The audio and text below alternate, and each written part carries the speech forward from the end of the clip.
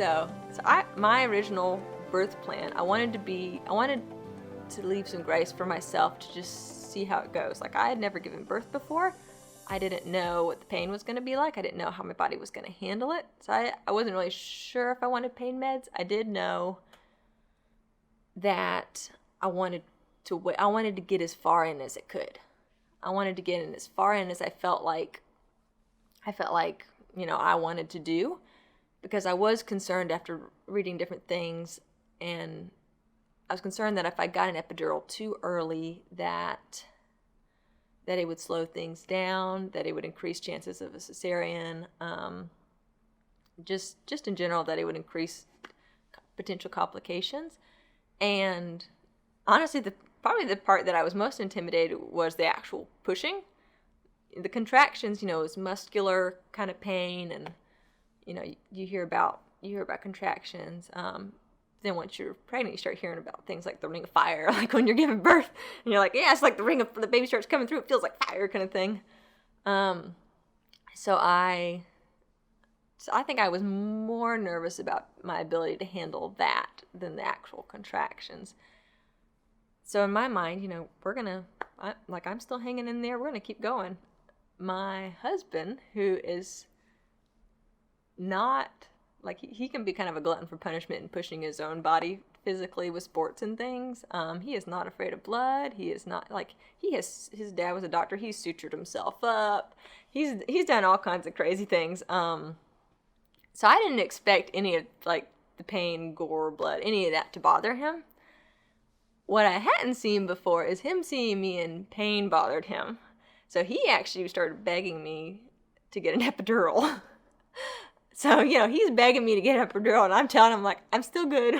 I might in a bit, kind of thing. And he's being so sweet. He's like, I hate seeing you in pain. Are you sure you don't want one? So finally at about, I was past 7 centimeters. I knew that much. A good bit past it. I kind of started getting to the point where it's like, okay, like, I'm good right now, but we're getting up to the line of I'm not sure how much more I can take. And then we still got the pushing past that. So I think I'm good with getting an epidural now. So at that point, and I knew it was going to take a little while, because I knew they had to get the IV fluids in you first.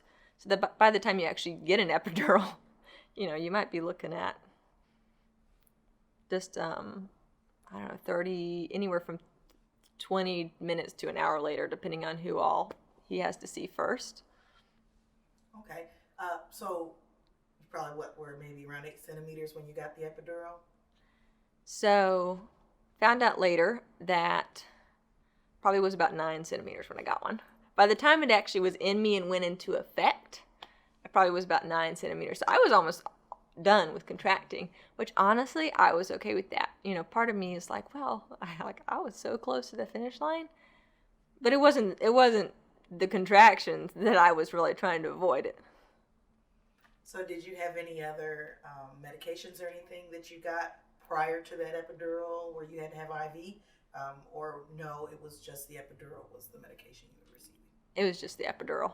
I hadn't gotten anything else. I'm trying to remember if I had to get an IV just in general, but I don't think I did. I don't think I had to get the IV until I told them I wanted it. Were you group B strep positive at all? No. Yeah, so that makes a big difference, because I didn't have to get the IV and the antibiotics and all that. But yeah, so by the time the anesthesiologist is the one who does it, he comes in. And you have to sit on the end of the bed, and the hardest part is they tell you you're going to have to be still when they actually get ready to do it. You're going to have to be still, which, at the time I was probably 8, 9 along. So sitting still between contractions when you're 8 or 9 along, it's not the easiest thing. So honestly, I was most worried about that. At that point, it was like, yeah, this super hurts, but I'm more worried that I'm going to move when this guy's putting a needle in my back. It actually turned out fine. Just the timing of it, he was pretty quick. I think he got everything ready back there, with cleaning it and everything like that, and getting it where things needed to go kind of lined up. I had already had the IV in me at that point. And he waited. He was like, okay, here comes the next one. He let me ride through the next contraction. And then as soon as that one ended, he did it. It really didn't hurt. I could think I've expected that it was, it's going to be like this big needle going in your back. It's going to hurt. It's going to be like worse than a contraction. It probably hurt, but at that point, you've got all these chemicals going on in your body to help you manage pain, and you're in the middle of contracting. So it's kind of like, well, compared to all that, who cares? So that part wasn't too bad.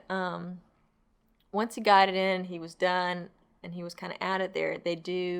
He gives you the initial one, and then what I didn't know kind of how this worked leading it up to it, but they also give it to you in a drip and an IV to kind of keep it going. As I start to feel it, honestly, I have some really high metabolism. I don't weigh a ton. Like I had gained probably 25 to 30 pounds during my pregnancy, and which, keeping on weight is more of an issue for me. So I don't know if he was just trying to make sure he covered his bases, or it's because of my metabolism or whatever. But I definitely felt it. Like it was kind of creeping up in the lower half of my chest. I could feel it up in there. It didn't affect breathing or anything like that, but it was enough that I didn't like it. I didn't like that I could feel it that much. I honestly was at the point where I was like, I'm okay with feeling some pain. Like, can we turn it down? So, like, I'm okay with feeling some. Let's just take the edge off, kind of thing. But once they give you that initial amount, you have to wait for that initial one to wear off. They can't really adjust that one. The only one they can really adjust is the drip. So I had to wait for that. And I don't even know what time that was. I do know that I progressed pretty fast between 5 p.m. till that was probably maybe 2:30. I really don't know exactly. Maybe 2:30. I went to probably about a 9. And then from the point when I got the epidural until my daughter was actually born was probably 11 a.m., 12 p.m. If I did the math, it was 19 hours probably total of labor. So half of it, the first half of it went pretty fast as far as all the contractions. And then I do think things slowed down a lot once I got the epidural, just purely based on timeline. Probably because I was so numb. But at that point, I was so far along that it didn't stall me out or cause complications for me.